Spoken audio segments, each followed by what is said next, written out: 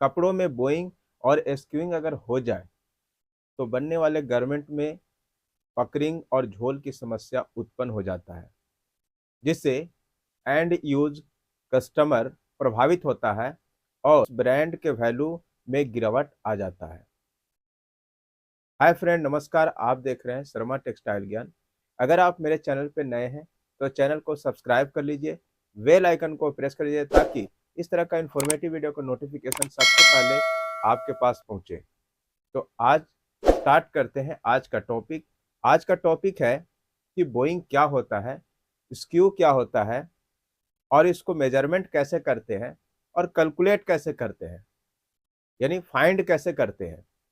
तो ये सारे हम इस वीडियो के माध्यम से हम बताने वाले हैं, तो बने रहिए वीडियो के अंत तक। सबसे पहले समझते हैं कि बोइंग किसे कहते हैं। जब बुनाई होता है और बुनाई होने के बाद जब लूम से उतरता है और उसमें एक देखा जाता है कि उसका जो पीक वाला धागा है वो एक धनुष की तरह बनता है, जिस तरह से इस पिक में दिखाया गया है, ऐसे धनुष की तरह बनता है। अब इसे कहते हैं बोइंग। और दूसरा क्या होता है? दूसरा है स्क्यू। स्क्यू क्या होता है? जब कोई कपड़ा में धागा जब पिक जो चलता है वो तिरछा डायगोनली टाइप के चलता है, ये एक डिफेक्ट है। हालांकि यह डिफेक्ट जो है कुछ कपड़ों में दिया जाता है।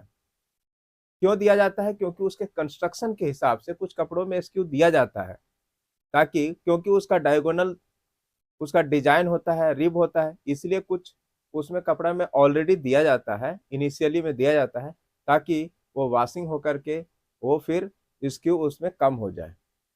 लेकिन उसमें देने का एक पर्पज होता है कि आखिर कितना देंगे, कितना परसेंट देंगे ताकि वो वॉशिंग के बाद वो निकल जाए।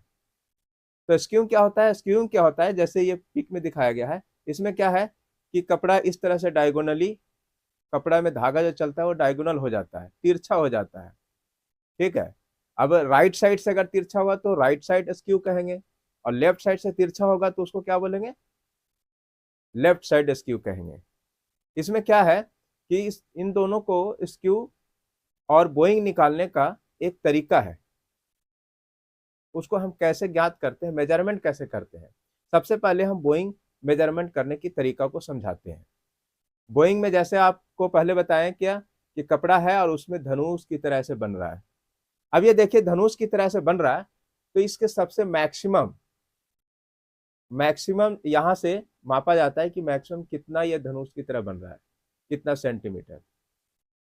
ठीक है, मैक्सिमम लेवल देखा जाता है जिस तरह से ये दिखाया गया। मान लिया जाए कि जो मैक्सिमम बोइंग जो बन रहा है वो 1 सेंटीमीटर है और उसका बेस लेंथ कितना है, मान लीजिए कि वाई सेंटीमीटर है।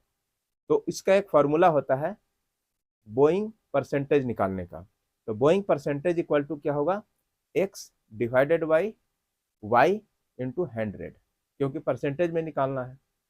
तो इस तरह से मान लिया जाए कि x का वैल्यू यहाँ पे 2 सेंटीमीटर है और y का वैल्यू 100 सेंटीमीटर है। तो बोइंग परसेंटेज निकालेंगे कैसे? इस फॉर्मूला से, यानी कि 2 डिवाइडेड बाई 100 इंटू 100 कितना आया? 2%। यानी ये बोइंग इस तरह से निकाल सकते हैं। फिर दूसरा क्या है? दूसरा स्क्यू। स्क्यू निकालने के लिए कैसे करते हैं? सेम सिमिलरली इसी प्रोसेस को प्रयोग करते हैं। स्क्यू परसेंटेज इक्वल टू, यहाँ पे मान लीजिए कि इस तरह से तिरछे चल रहा है जैसे इसमें दिखाया गया है, ये कितना मैक्सिमम बोइंग हो रहा है? मान लीजिए कि 3 सेंटीमीटर हो रहा है। तो ये और कितना बेस लेंथ कितना है? Y centimeter. मान लीजिए कि जो तिरछा हो रहा है वो बोइंग कितना हो रहा है? 1 सेंटीमीटर और बेस लेंथ उसका है वाई सेंटीमीटर। तो स्क्यू परसेंटेज जिस तरह से बोइंग परसेंटेज निकालते हैं ऐसे ही स्क्यू परसेंटेज भी निकालेंगे। तो skew percentage equal to X divided by Y into 100। तो यहाँ पे सपोज दैट कि एक्स का वैल्यू जो है 3 सेंटीमीटर है और वाई का वैल्यू 150 सेंटीमीटर है। तो क्या होगा? स्क्यू परसेंटेज इक्वल टू क्या होगा? तो skew percentage equal to 3 divided by 150 into 100। तो इस तरह से इसको अगर हम कैलकुलेशन करेंगे तो कितना आ जाएगा 2%। इस तरह से स्क्यू परसेंटेज भी निकाला जा सकता है। तो बोइंग और स्क्यूइंग ये दोनों अलग अलग चीज है, लेकिन कैटेगरी एक ही जैसा है, क्योंकि ये कपड़ों में ही होता है। तो कपड़े में अगर ये डिफेक्ट आ जाए, बोइंग और स्क्यूइंग अगर आ जाए, तो कपड़ा जो गारमेंट बनेगा वो तिरछा बनेगा। उसको वॉशिंग के बाद फिर वो झोल आ जाएंगे, पकरिंग आ जाएंगे। जैसे शर्ट है, ये स्लीव है, अब स्लीव मान लीजिए कि इसमें कपड़े बोइंग हुआ, तो ये स्लीव धोने के बाद ये लटक जाएगा इस तरह से। तो ये दिक्कत आ सकता है। इससे अगर ये दिक्कत आने के बाद इससे क्या होगा कि ब्रांड वैल्यू में गिरावट आएगा। कस्टमर एंड अगर जो यूज करेगा उसको वो प्रभावित होगा और वो कपड़ा पहनना या खरीदना नहीं चाहेगा। तो इसलिए आप कपड़े में इनिशियली बोइंग और स्क्यूइंग को मेजर किया जा सकता है। हालांकि mill to mill, machine to machine अलग अलग परसेंटेज बोइंग हो सकता है, लेकिन एक एक मैक्सिमम वह परसेंटेज को एक्सेप्ट भी किया जा सकता है। जैसे मान लिया जाए कि 2% या 1%।